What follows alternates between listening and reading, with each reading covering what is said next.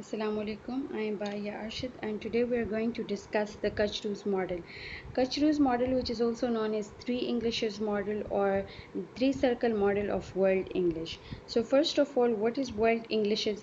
World Englishes is a new term which is used for the emerging, localized, or we can say the indigenized varieties of English, especially varieties that have developed in territories influenced by the United Kingdom or the United States.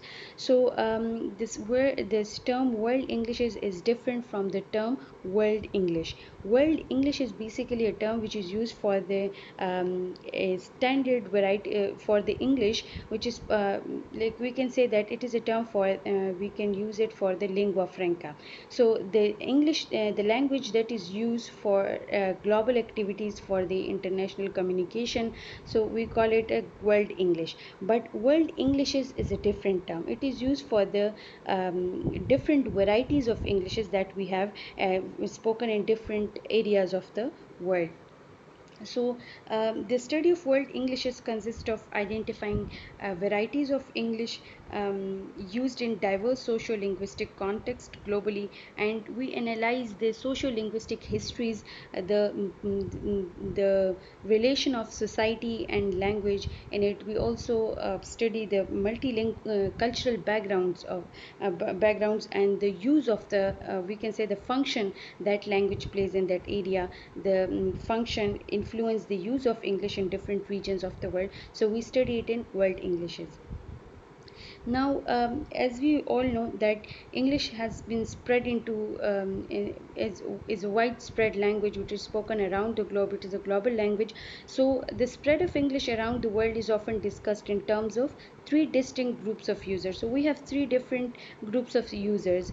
First is the native language speakers who use English as a native language. So the majority of the population of a country such as in United States, United Kingdom, Australia, New Zealand. So these are the areas where English is used as a native language. Most of the speakers of these areas use English as a native language. Then we have English second language as a second language. So speakers who use English as an additional language for intranational as well as international communication in communities that are multilingual, such as in India, Pakistan, Nigeria, and Singapore. So most of these Englishes develop as a result of imperial expansion that brought the language to various parts of the world. So English as a second language. So English as a second language means that speakers who use English as an additional language, we can say that for the international purposes. So international means that they use English within their own country, in their own nation. They use it for official meetings or for their official works. They use English, or in academics they use English language. So those communities, and most of these countries are basically they were the colonies of the United Kingdom. So because of this imperial expansion, they had such a great influence they got from these countries, and now they're using English language. Now third is we have those speakers who use English as a foreign language. They just use it as an auxiliary language, we can say, or we can say just for international communication they use these languages. So this type of they include like Japan, China, Korea. These countries they use English just as a foreign language. They only use it for international communication, or either when they are sitting in their classrooms and they're learning it just for learning and also and for international communication. Other than these, they don't use English language. Now, in 1985, basically we had two different linguist. One was Randolph Quirk. So Randolph Quirk, he said that he was of the opinion that there should be one standard English language, and all non-native learners should follow that standard language. But then Brach Kachru, he came in and he said he opposes this point of view, and he said that no English, all the varieties of English are linguistically equal. The grammar, the vocabulary that they are using, it should be equal, and it is equal. We cannot discriminate a language on the basis of its vocabulary or grammar structure. So they said that all varieties of English are linguistically equal, and he was of the opinion that it is basically the strength of English language that it projects your identity. So if you are from America and you speak English, so your accent, your vocabulary will project your identity of there will be Americanness in your language. If I'm Pakistani and I'm speaking, so the way I'm speaking it and the vocabulary that I'm using, it would reflect my identity, it would project my identity as Pakistani. So he said that basically it's the strength of English language and we should not ignore it. These all varieties of English are linguistically they are equal, and we should appreciate it. So now he presented a model which we call it as a three circles of English language. So here he presented it as inner circle, outer circle, and expanding circle. I'll explain it one by one. So inner circle basically represents the traditional, historical, and socio-linguistic basis of English in regions where it is now used as a primary language. So inner circle include all those countries where this language basically took shape and spread across the world. So most we can say that inner circle, the basis of English is England and United Kingdom, and from United Kingdom majority of the speakers who migrated from United Kingdom and they settled in United States and New Zealand and Australia, Canada. So there these all territories will become the inner circle because majority of the speakers who settled there,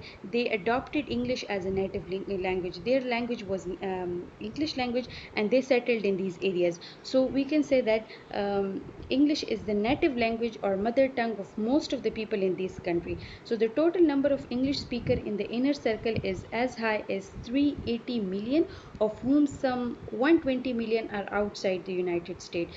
So we can say that in even in inner circle, the prime importance is given to United Kingdom, where this language has taken shape and was spread from there. Now we can also say that the countries that are included in the inner circle, they are basically norm providing countries. Norm providing means that the norms of English language are developed here, and then it is spread to the outer circle and expanding circle. So next we have outer circle.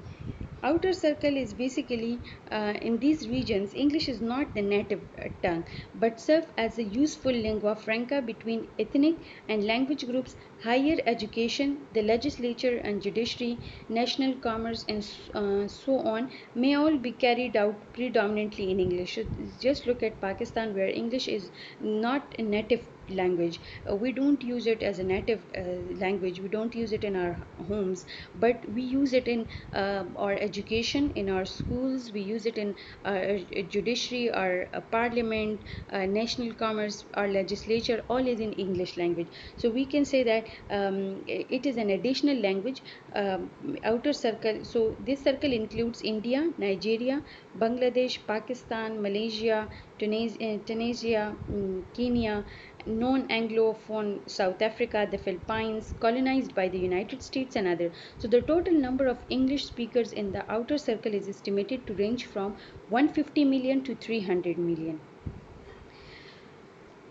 Outer circle is basically we can say that they are the norm developing countries. They adopt the norms from the inner circle and then they develop it. So most of the time we can say that it's a kind of fuzzy model where we get confused. If like in Singapore, they developed the norms and they had adopted English just as the native speakers had. So we are a bit of confused whether it is their native, it is the Singapore country, they are norm developing country or they are norm providing country. So this is one of, we can say, the drawback of Kachru model.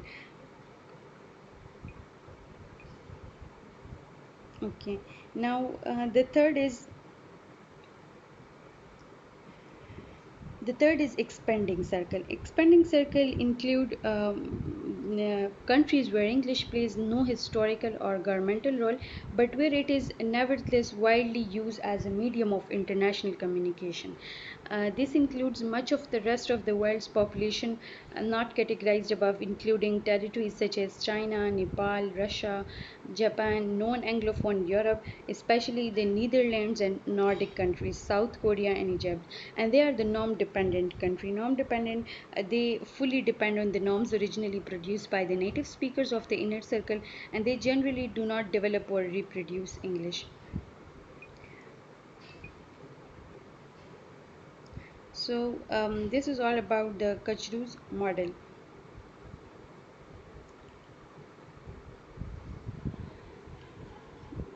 Now, the conclusion is we said that Braj Kachru, he said that all English language, varieties of English are linguistically equal. But even then, we give importance to the inner circle. The standard English, or we can say that the most accurate English is that of inner circle. So, Kachru model has limitations to reflect the reality of English use. Although English native speakers visually uh, do not have the higher um, do not have higher hierarchy since they are not placed at the top of three circle model, it still prefers the English native speakers in the inner circle. So this is all about um, Kachru's model, and there are a lot of now there are a lot of modifications in the model. We have the Schneider's dynamic model of post-colonial Englishes, and they said that we need more dynamic model where we can clearly identify that which country belongs to which circle, or whether these different varieties of English are linguistically equal or not. Thank you so much.